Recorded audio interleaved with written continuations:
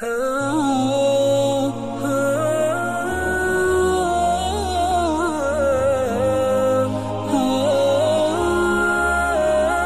اللہ الرحمن الرحیم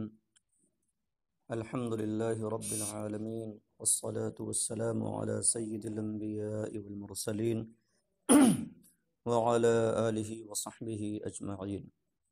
عزیز طلبہ، پچھلے سبق میں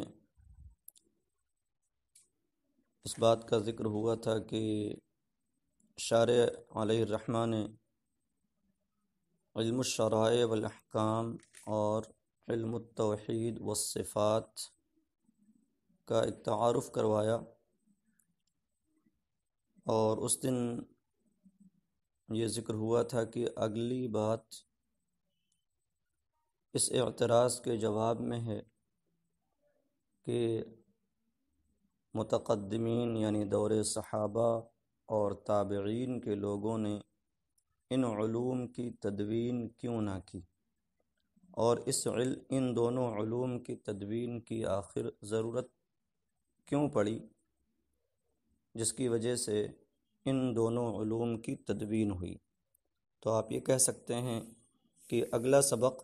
ان دونوں علوم کی تدوین کی حاجت کے بیان پر مشتمل ہے۔ فرماتے ہیں وَقَدْ كَانَتِ الْأَوَائِلُ مِنَ الصَّحَابَةِ وَالتَّابِعِينَ رضوان اللہ تعالی علیہم اجمعین لصفاء عقائدہم ببرکت صحبت النبی صلی اللہ علیہ وسلم وقرب العہد بزمانہ ولقلة الوقائع والاختلافات وتمکنہم من المراجعة إلى الثقات مستغنین عن تدوین العلمین وترتیبہما ابوابا وفصولا وتقریر مقاصدہما فروعا واصولا۔ یعنی اگلے لوگ یعنی صحابہ کرام اور تابعین رضوان اللہ تعالی علیہم اجمعین حضور نبی کریم صلی اللہ تعالی علیہ وسلم کی صحبت اور آپ کے زمانے سے قریب ہونے کی برکت سے اپنے عقیدوں کے صاف ستھرے ہونے کی وجہ سے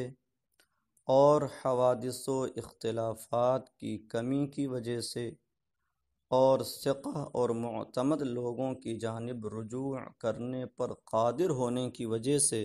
ان دونوں علموں کی تدوین سے اور ان کو ابواب و فصول میں ترتیب دینے سے اور ان کے مقاصد کو فروعاً اور اصولاً بیان کرنے سے بے نیاز تھے۔ خلاصہ یہ ہے کہ صحابہ کرام کو چونکہ نبی کریم صلی اللہ تعالی علیہ وسلم کی صحبت حاصل تھی اور تابعین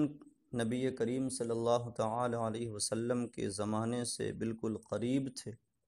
تو اس صحبت اور قرب کی برکت سے ان کے عقائد بھی نہایت صاف ستھرا تھے۔ تو عقائد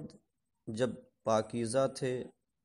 قرآن و سنت کے موافق تھے، ان میں کسی طرح کی کوئی کجی پیدا نہ ہوئی تھی، اور مسائل کے معاملے میں وَلِقِلَّةِ الْوَقَائِعِ وَالِاخْتِلَافَاتِ، ایک تو اس وقت حوادث اور مسائل کی کمی تھی، آپس میں اختلاف بھی اتنا زیادہ نہ تھا، اور دوسری بات یہ کہ ان کے درمیان اچھے علماء مجتہدین کثیر تعداد میں موجود تھے، تو وہ ان کی طرف مراجعت کر لیتے اور ان سے مسائل کا حل مل جایا کرتا۔ تو اس وجہ سے وہ حضرات ان دونوں علوم کی تدوین و ترتیب سے بے نیاز تھے۔ اس وجہ سے دور صحابہ اور دور تابعین میں یہ علوم تدوین میں نہ آئے، إِلَىٰ أَنْ حَدَثَتِ الْفِتَنُ بَيْنَ الْمُسْلِمِينَ وَالْبَغْيُ عَلَىٰ أَئِمَّةِ الدِّينِ وَظَهَرَ اخْتِلَافُ الْآرَاءِ وَالْمَيْلُ إِلَى الْبِدَعِ وَالْأَهْوَاءِ وَكَثُرَتِ الْفَتَاوَى وَالْوَاقِعَاتِ وَالرُّجُوعُ إِلَى الْعُلَمَاءِ فِي الْمُهِمَّاتِ۔ إِلَىٰ أَن، یہ انتہا بیان کرنے کے لیے لایا گیا ہے، استغنا کی انتہا، کہ کب تک ہمارے متقدمین حضرات کو اوائل کو اس چیز سے بے نیازی رہی الی ان یہاں تک کہ مسلمانوں کے درمیان فتنے اور دینی ائمہ کے خلاف ظلم رونما ہوا، پیدا ہوا، اور آراء و نظریات کا اختلاف اور بدعتوں اور فاسد عقائد کی جانب رجحان ظاہر ہوا، اور مسائل و واقعات کی اور معاملات میں مسائل میں علماء کی جانب رجوع کی کثرت ہوئی، تو مطلب یہ ہے کہ اب اسلام کا دائرہ بھی پھیل رہا تھا، دور دور تک اسلام پھیل چکا تھا، اور خود مسلمانوں کے درمیان فرقے بھی ظہور پذیر ہو رہے تھے، بدعتیں اور فاسد نظریات بھی سامنے آ رہے تھے، مسائل و حوادث کی بھی کثرت تھی، علماء کی جانب رجوع کی زیادہ ضرورت پڑ رہی تھی۔ فاشتغلوا بالنظر والاستدلال والاجتهاد والاستنباط وتمهيد القواعد والأصول وترتيب الأبواب والفصول وتكثير المسائل بأدلتها وإيراد الشبه بأجوبتها وتعيين الأوضاع والاصطلاحات وتبيين المذاهب والاختلافات۔ تو علماء و ائمہ نظر و استدلال، غور و فکر اور اجتہاد و استنباط اور مسائل کے استخراج میں اور قواعد و اصول کی تمہید میں، یعنی قواعد و اصول کو بنانے میں، ابواب و فصول کو ترتیب دینے میں، مسائل کو ان کے دلائل کے ساتھ بکثرت لانے اور شبہوں کو ان کے جوابات کے ساتھ ذکر کرنے، تعریفات اور اصطلاحات کی تعیین اور مذاہب و اختلافات کے بیان میں مشغول ہوئے۔ یعنی علماء نے پھر یہ سارے کام شروع کیے۔ وَسَمَّوْا مَا يُفِيدُ مَعْرِفَةَ الْأَحْكَامِ الْعَمَلِيَّةِ عَنْ أَدِلَّتِهَا التَّفْصِيلِيَّةِ بِالْفِقْهِ، اور اس کا نام فقہ رکھا جو احکام عملیہ کی ان کے ادلہ تفصیلیہ سے معرفت کا فائدہ دے،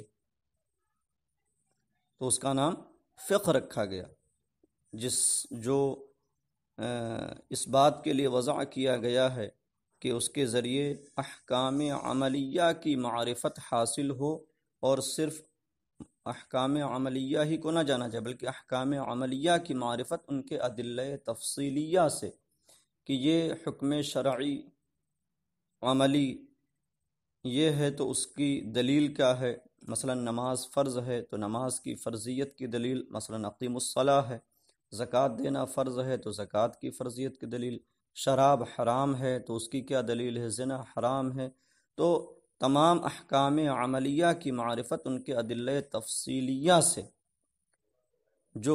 جو معرفت کا فائدہ دے، اس کا نام فقہ رکھا۔ وَمَعْرِفَةَ أَحْوَالِ الْأَدِلَّةِ إِجْمَالًا فِي إِفَادَتِهَا الْأَحْكَامِ بِأُصُولِ الْفِقْهِ، اور ادلہ کے افادہ احکام میں اجمالی احوال کی معرفت کا نام اصول فقہ رکھا۔ وَمَعْرِفَةَ الْعَقَائِدِ عَنْ أَدِلَّتِهَا التَّفْصِيلِيَّةِ بِالْكَلَامِ، اور عقائد کی ان کے ادلہ تفصیلیہ سے معرفت کا نام کلام رکھا۔ تو جو ادلہ کے افادہ احکام میں اجمالی احوال کی معرفت کا فائدہ دے، اس کا نام اصول فقہ رکھا، کیونکہ آپ جانتے ہیں اصول فقہ میں ادلہ اربعہ سے بحث کی جاتی ہے، اور اس حیثیت سے بحث ہوتی ہے کہ وہ احکام کا افادہ کرتے ہیں، ان سے احکام ثابت ہوتے ہیں، مگر جو احوال اصول فقہ میں بیان کیے جاتے ہیں وہ احوال تفصیلی نہیں ہوتے۔ ہاں، ادلہ کہ وہ احوال اجمالی ہوتے ہیں، نہ کہ تفصیلی۔ ہر مسئلے کی دلیل اس میں نہیں ذکر کی جاتی، بلکہ اس میں ایسے ادلہ ذکر کیے جاتے ہیں، جو ادلہ کے وہ احوال ذکر کیے جاتے ہیں جو بہت سارے مسائل میں کام کرتے ہیں۔ اسی لیے اس علم کا نام اصول الفقہ، جس کا اصول کا معنی قواعد، تو چونکہ یہ علم جو ہے قاعدہ اور کلیہ کی صورت میں ہے۔ مثلا اصول فقہ کا ایک ضابطہ ہے کہ الامر للوجوب، امر وجوب کے لیے آتا ہے، یا فرضیت کہہ لیں، وجوب و فرضیت کے لیے آتا ہے، تو امر وجوب کے لیے ہے، یہ ایک اجمالی حال ہو گیا، اور کیونکہ اس کے ذریعے ہم بہت سارے مسائل میں کام لیتے ہیں۔ نماز فرض ہے تو نماز کی فرضیت اس کی دلیل تفصیلی سے اسی ضابطے کی مدد سے ثابت ہوتی ہے کہ نماز کی فرضیت کی دلیل ہے اقیم الصلاۃ، تو کیسے اس سے فرضیت ثابت ہوئی کہ اقیم الصلاۃ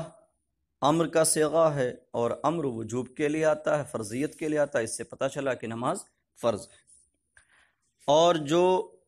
عقائد کی معرفت، ان کے ادلہ تفصیلیہ سے عقائد کی معرفت کا فائدہ دے، اس کا نام کلام رکھا گیا۔ علم الکلام کی وجہ تسمیہ اب آگے بیان کریں گے، اتنا آپ حضرات اپنے سبق کو ملا لیں۔